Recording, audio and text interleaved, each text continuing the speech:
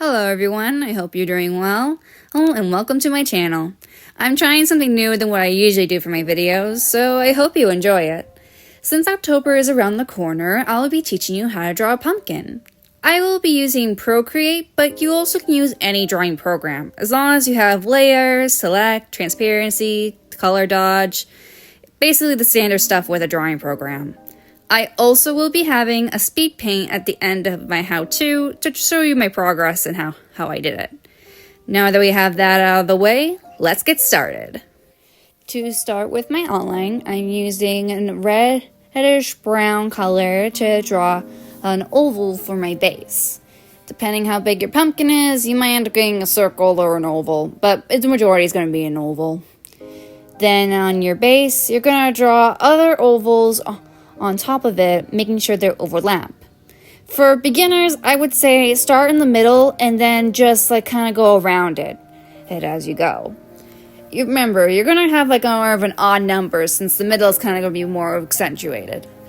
To make the stem, draw a rectangle with a horizontal oval on top of it. It's going to look kind of like a top hat.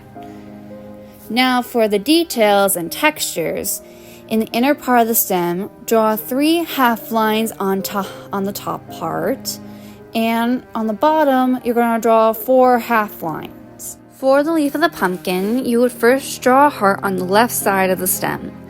Then you would draw a pointed half oval on top of the heart. Finally, erase the inner parts of the leaf, and you'll have your outline of your leaf. Then on the right side, you will draw a simple spiral for the vine. For the leaf's detailing, I would draw a middle line in the leaf, then draw 3 curved lines on each side. Now that we have the line work done, you have the option of stopping right now. You technically drew your pumpkin, you're half done. But if you want to color it and shade it, I would still stick around. For the coloring, I'm first going to use an autumn orange to draw the big part of the pumpkin. Then for the stem, I'm going to use a wood brown, and for the leaf, I'm going to use a light forest green. For the shading, I'm going to be using the same color I did for my outline, the reddish brown color.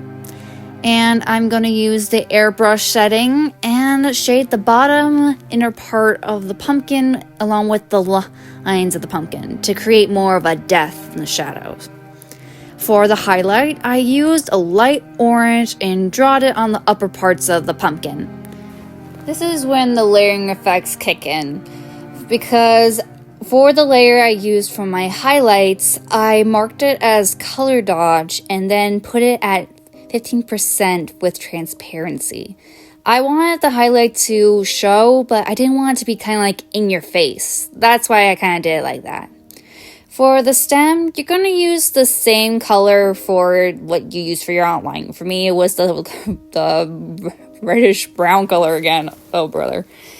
Alright, and I basically outlined everything. The half lines, the corners, and like that.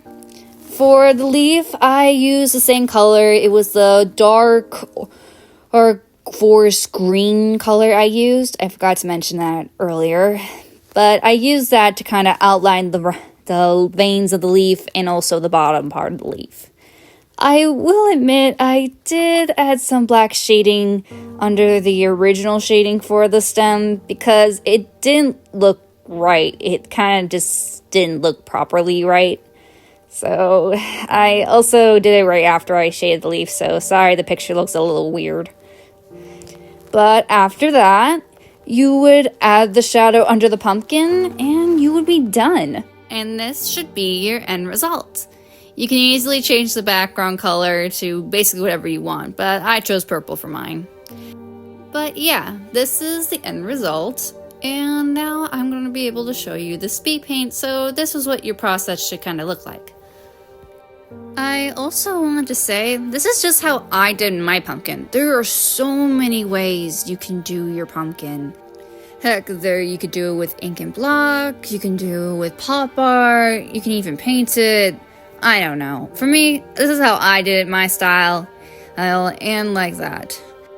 I will say, if you want to see more of any how-tos I would do, I will say comment in the comment section if you want to see more. I would love to try to do more of this sometimes. It's kind of fun.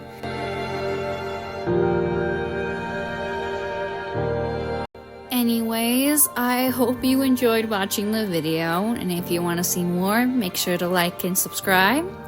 Thank you for watching the video, you who have been watching Muse T4S2, and I'll see you in the next video. Bye bye!